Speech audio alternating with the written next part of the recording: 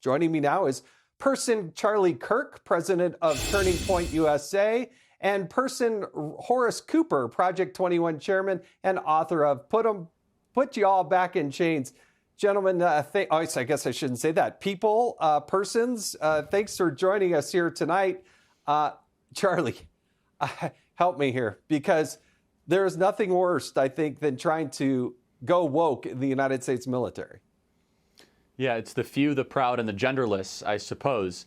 You know, look, I deal with a lot of college campuses, the work we do at Turning Point USA, and something I've been warning for the last couple of years is what happens on college campuses does not stay on college campuses. The woke mind virus will go down as more dangerous long-term than the lab virus leak from the Wuhan Institute of Virology. This infects every major sector of society, from Wall Street, financial institutions, and now the military. It's easy to make fun of this. In fact, I think mockery is very cathartic and therapeutic because there's nothing else we could do, but it's very dangerous. This makes us less prepared to fight enemies, less prepared to go against the CCP. If now our military is concerned with readjusting or changing how they address drill sergeants, like how about you guys are worried about, I don't know, protecting Taiwan against the Chinese Communist Party taking it over?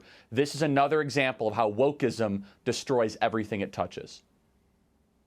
Yeah, Horace, I heard Rob O'Neill, he was the guy who famously helped take out Osama bin Laden, and he said, you know, our military is over there trying to figure out which bathrooms everybody should use instead of trying to figure out how to win wars. And that's the problem. I mean, now you even have religious institutions looking at trying to and getting pressured to take and change out Christmas carols, for goodness sake. What is happening in this country?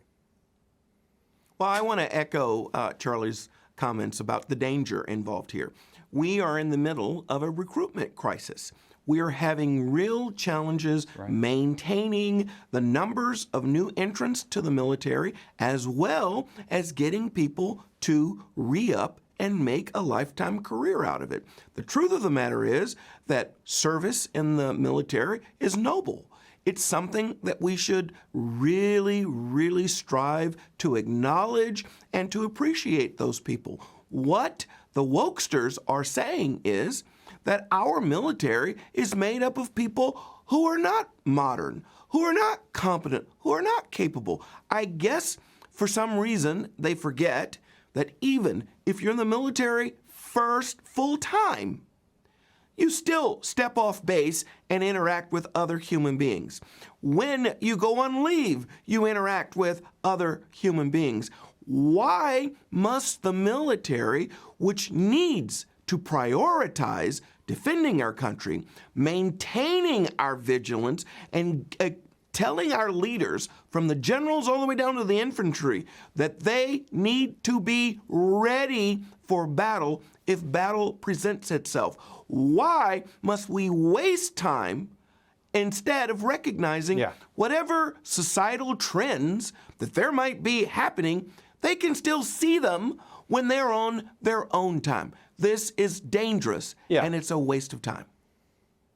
Yeah, let's make sure we can do enough push-ups and get the people recruited in there before they start doing, changing everybody's name and whatnot and being so politically correct. Charlie, another grievance I have is the lionization of President Zelensky. Have a look at this. This was historic. Some people have compared it to when Churchill came. Zelensky is very much acting in the Churchillian tradition. What could be a Churchillian moment? Most comparisons have referenced another wartime leader, Winston Churchill. Charlie, your thoughts? Yeah, as a fond admirer of Winston Churchill, I mean, this is an insult to anyone who studies history. Winston Churchill was the greatest figure of the 20th century. My own personal, very charged feelings, the Ukrainian war aside, I think we can all agree on. In fact, 80 to 90% of Americans agree that the fact that we are prioritizing and standing ovation, special halls of Congress ceremony for a foreign leader while we are being invaded daily on our southern border is an insult to all of us. I would add that to your list of Festivus airing of grievances that could only be sorted through the feats of strength of hopefully our leaders will soon listen to their voters and prioritize our borders, not that of a foreign country. Amen to that.